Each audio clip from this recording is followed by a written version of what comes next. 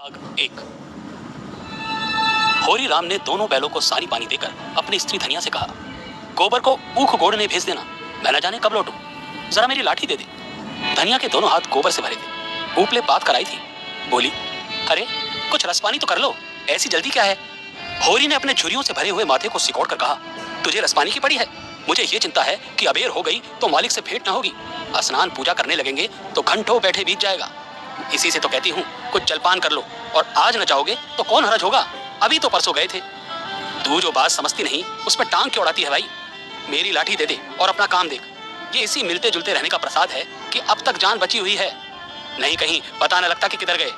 गाँव में इतने आदमी तो हैं, किस पर बेदखली नहीं आई, किस पर कुड़की नहीं आई। जब दूसरे के पांव तले अपनी गर्दन दबी हुई है तो उन पांवों को सहलाने में ही कुशल है।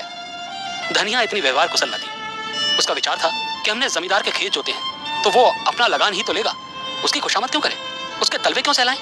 यद्यपि अपने विवाहित जीवन के इन 20 वर्षों में उसे अच्छी तरह अनुभव हो गया था कि चाहे कितनी कतर ब्योंत करो, कितना ही बेतन काटो, चाहे एक एक कौड़ी को दांत से पकड़ो, मगर लगान का बेबाक होना मुश्किल है। फिर भी वो हार न मानती थी और इस विषय पर स्त्री पुरुष में आए दिन संग्राम छिड़ा रहता था। उसकी 6 संतानों में से अब केवल 3 जिंदा है। एक लड़का गोबर, कोई 16 साल का, 2 लड़कियां सोना और रूपा और है और 8 साल की, 3 लड़के बचपन में ही मर गए। उसका मन आज भी कहता था अगर उनकी दवा दवाई होती तो वे बच जाते, और वो एक धेले की दवा भी न मंगवा सकी थी। उसकी ही उम्र भी क्या थी, 36वां ही तो साल था, पर सारे बाल पक गए थे, चेहरे पर झुर्रियां पड़ गई थी, सारी देह ढल गई थी।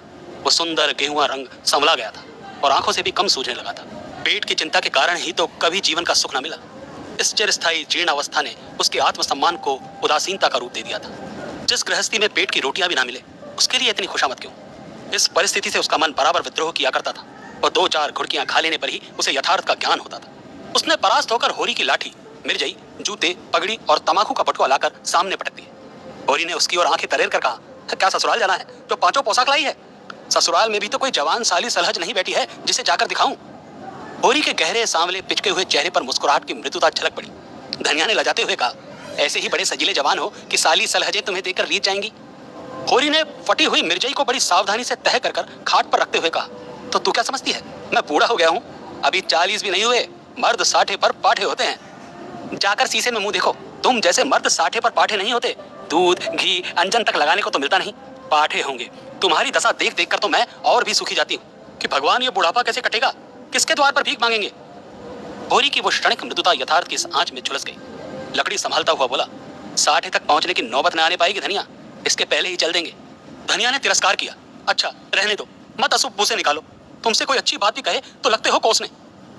होरी कंधों पर लाठी रखकर घर से निकला तो धनिया द्वार पर खड़ी उसे देर तक देखती रही। उसके निराशा भरे शब्दों ने धनिया के चोट खाए हुए हृदय में आतंकमय कंपन सा डाल दिया था। वो जैसे अपने नारित्व के संपूर्ण तप और व्रत से अपने पति को अभयदान दे रही थी। उसके अंतःकरण से जैसे आशीर्वादों का व्यूह सा निकलकर होरी